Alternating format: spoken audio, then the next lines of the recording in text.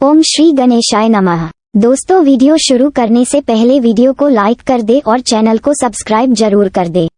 Story name is you are Ajnabi and this story is begin from chapter 9 to 10 and guys don't forget to share your reviews and put on your earphones before starting the video for better experience। तो चलिए शुरू करते हैं। उसकी बात सुन आरुषि चिढ़ गई और अपना मुंह घुमा लिया। ये बात आदित्य को अच्छी नहीं लगी। वो उसके पास गया और उसे अपनी हाथों से अपने करीब कर उसके कमर में अपने दोनों साथ डाले। आदित्य ने ये सब इतनी तेजी से किया कि आरुषि अपने आप को संभाल ही नहीं पाई। आदित्य के खींचने से आरुषि के दोनों हाथ उसके सीने पर थे। आदित्य का उसके इतना करीब होना उसके दिल को बेचैन कर रहा था। वो अपने आप को छुड़ाते हुए बोली, ये अब क्या कर रहे हैं, छोड़ दीजिए मुझे। पर आदित्य ने उसे और भी कस के पकड़ा और कहा, नहीं और कभी नहीं छूऊंगा। आदित्य ने उससे शरारती लफ्जों में कहा तो आरुषि ने उसे उसकी बात याद दिलाते हुए कहा, देखिए ये अब ठीक नहीं कर रहे हैं। आपने कहा था कि आप मेरी इजाजत के बगैर मेरे करीब नहीं आएंगे। आदित्य ने अपनी बात सोचने का नाटक करते हुए कहा, हाँ कहा तो था। जब आरुषि ने ये सुना तो उसने कहा, हाँ तो अब आपको मुझे छोड़ना होगा। उसकी बात सुन आदित्य शातिर तरीके से मुस्कुराते हुए कहता है, तुम शायद भूल रही हो कि मैंने यह कब कहा था। उसकी बात सुन आरुषि ने उसे असमंजस देख उससे बोली, दोपहर को कहा था। उसकी बात सुन आदित्य की मुस्कान गायब हो गई। वो उसे याद दिलाते हुए बोला, हाँ पर तब हमारी शादी नहीं हुई थी। आरुषि ने उससे पूछा, तो इसका क्या लेना देना है, जब तक मैं आपको इजाजत नहीं दूंगी आप मेरे पास नहीं आओगे। आदित्य ने कहा, आऊंगा क्योंकि यह मेरा हक है, जैसा कि मैंने यह वादा तुमसे शादी के पहले किया था। तो जरा याद करो, क्या शादी के पहले मैं तुम्हारे करीब आया था। आरुषि ने याद किया तो उसे याद आए कि हाँ आदित्य उसके करीब नहीं आया था। और रही बात उस बार में किसकी, तो आरुषि को ये याद ही नहीं, नशे में होने के वजह से, और यह बात आदित्य भी जानता था। आरुषि ने कहा, हाँ आप नहीं आए थे। यह बात सुन आदित्य के चेहरे पर एविल मुस्कान थी। उसने उससे कहा, हाँ तो अब हमारी शादी हो गई है तो मुझे आदित्य धनराज गिर को उसकी वाइफ को छूने के लिए किसी परमिशन की जरूरत नहीं। उसकी बात सुन अब आरुषि को समझ आए कि आदित्य क्या कहना चाहता है। अब तो आरुषि की हालत शेर के गुफा में आए चूहे के जैसी हो गई थी। उसके मन में आया, आज तो पहली रात है आरुषि, ये शेर तो तुझे कच्चा ही खा जाएगा। आरुषि के चेहरे के भाव को आदित्य समझते हुए उससे बोला, नहीं मैं तुम्हें कच्चा नहीं खाऊंगा, पका के खाऊंगा। उसकी बात सुन आरुषि चौंकते हुए बोली, तुम्हें कैसे पता कि मैंने मन में क्या कहा। आदित्य हंसते हुए बोला, अब तुम इतनी जोर जोर से मन में बात करोगी तो सुनाई तो देगा। आरुषि सोचने लगी कि क्या मैं इतनी जोर से बात कर रही थी। उसकी बच्चों जैसी बात सुन आदित्य, जिसने अब तक अपने आप को कंट्रोल कर रखा था, वो अब अपना कंट्रोल खो रहा था। उसकी नजर आरुषि के होठों पर थी। वो उसे सच में खा जाना चाहता था और आज तो उसकी पहली रात भी थी। तभी आरुषि ने कहा, एक मिनट, ये पका के खाऊंगा से क्या मतलब है तुम्हारा। उसकी इस बात पे आदित्य को वो बहुत प्यारी लगी। उसने उसके कान के करीब जाके धीरे से कहा, क्या तुम सच में जानना चाहती हो। उसकी आवाज आरुषि के कानों में जैसे मिश्री का काम कर रही थी। उसकी गर्म सांस उसके कानों से होते हुए उसके गर्दन में वो महसूस कर पा रही थी। आरुषि ने अपनी आंखें बंद कर ली। आदित्य उसे ऐसे देख बावरा हुआ जा रहा था। सच में इस लड़की ने उसकी फर्स्ट किस ली और अब इसके नखरे जैसे कुछ हुआ ही नहीं। वो इसे ऐसे नहीं छोड़ेगा। आरुषि ने एक बार फिर खुद को छुड़ाते हुए कहा, मुझे शावर लेना है। आरुषि ने बहाना बनाते हुए कहा तो आदित्य एक शर्रती मुस्कान के साथ बोला, ओह तो तुम समझ गई और अब तुम पकने के लिए तैयार हो। आरुषि का चेहरा अब लाल हो गया था। उसने नीचे मुंडी कर ली। वो उसका मतलब अच्छे से समझ रही थी। आदित्य ने जब उसके लाल चेहरे को देखा तो उसने उसे छोड़ दिया। तो आरुषि ने उसे देखा तो आदित्य ने उससे कहा, जाओ जाके शावर ले लो, तुम आज काफी थक गई हो और तुम्हारे सर की चोट अभी पूरी तरह से ठीक नहीं हुई है। ये कहने के बाद आदित्य अपने कमरे में लगे पास ही स्टडी रूम में चला गया। आरुषि उसे जाते देखती रह गई। पहले ये इतना मजाक ले रहा था मेरा और अब काम के लिए चला गया। आरुषि को अब खाली खाली सा महसूस हो रहा था। उसकी बाहों में सुकून था। आरुषि ने अपने ख्यालों को झटका और खुद से कहा, नहीं आरुषि, ये एक बार फिर से प्यार नहीं कर सकती तू इसके बारे में सिवाय नाम के अलावा क्या ही जानती है। सिर्फ यह कि इसकी एक माँ है जिसका ख्याल रखने के लिए तुझे यहाँ लाया है और कुछ नहीं। ये सब खुद से कह आरुषि बाथरूम में चली गई और वहां पर उसकी जरूरत का सब सामान सर्वेंट ने पहले ही रख दिया था। आरुषि बाथटब में गर्म पानी में खुद को काफी रिलैक्स फील कर रही थी। उसे रह रह कर आदित्य का याद आ रही थी। जब से वो यहाँ आई है, या यूं कहे तो जब से वो उससे मिली है, उसने उसका बहुत ख्याल रखा है। आरुषि की आंखें नम हो गई थी। तो वही स्टडी रूम के दरवाजे पर आदित्य ने वो सब सुन जो भी आरुषि ने खुद से कहा। आदित्य ने वो सब सुन अपनी मुठिया भींच ली और उसने कहा, नहीं आरुषि, तुम सिर्फ अपने पिछले खाए धोखे से मुझे मना नहीं कर सकती, तुम्हें मुझसे प्यार करना होगा।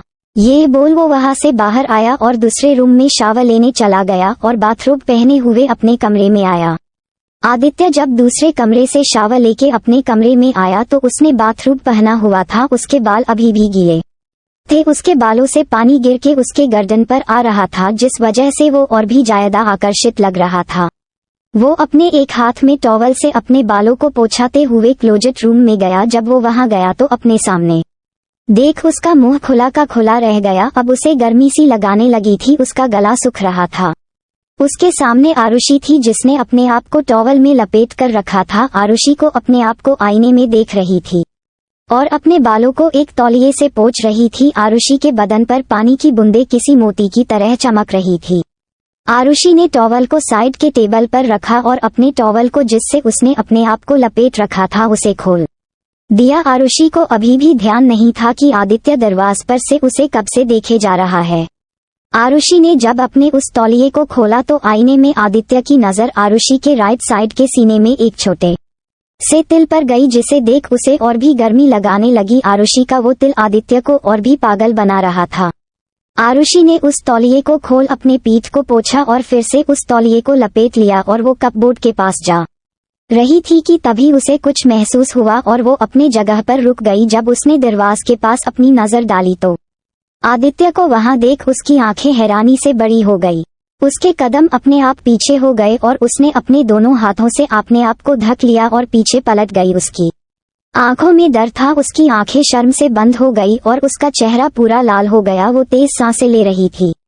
आरुषि ने मन ही मन कहा, ओह नहीं, यह आदमी पता नहीं कब से मुझे यहाँ देख रहा है। आरुषि ने मन ही मन खुद को कोसा। उसने अपने होठों को आपस में भींच लिया।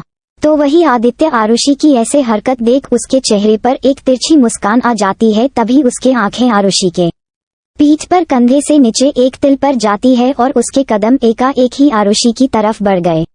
इस बात से अनजान आरुषि की वो आदित्य उसकी तरफ बढ़ रहा है। आरुषि ने मन में आदित्य को बहुत कुछ कहा कि तभी उसे अपनी कमर पर किसी की पकड़ महसूस हुई। वो उस हाथ को देखती इससे पहले उसे अपने कंधे पर आदित्य की गर्म सांसें महसूस हुई। आरुषि का दिल अब सामान्य से भी ज्यादा तेजी से धड़क रहा था। उसे पता था कि यह आदित्य है तो वही आदित्य आरुषि की बदन की खुशबू लेते हुए उसके गर्दन पर अपनी गर्म सांसें छोड़ रहा था। आरुषि उसकी सांसों से पिघल रही थी। आदित्य से अब रहा नहीं गया तो उसने अपने होंठ आरुषि के तिल पर रख दिए।